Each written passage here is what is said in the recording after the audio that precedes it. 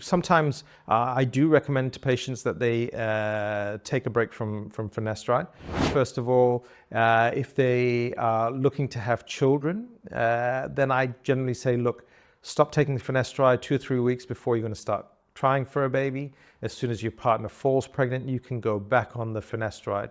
And even if you're off it for 3, 4, 5, maybe even 6 months, for most men, they're not going to lose a lot of ground.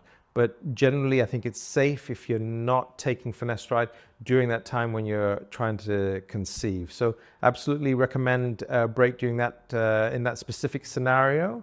Other scenarios, if someone's getting side effects, so for example, I may have a patient who's been on finasteride for many years, and then slowly there's a buildup of finasteride in the system.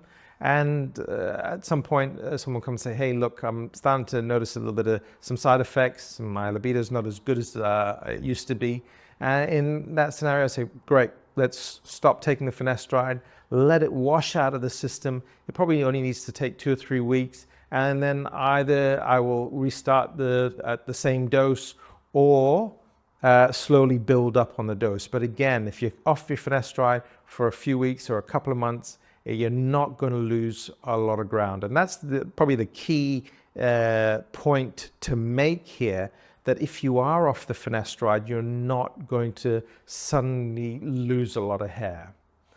That said, if you are on finasteride, so if you're losing hair and you start taking finasteride and you are able to halt that process, so you stabilize the hair loss for months, years, and then you choose to come off the finasteride, what will probably happen, what we've seen, is that you will slowly regress.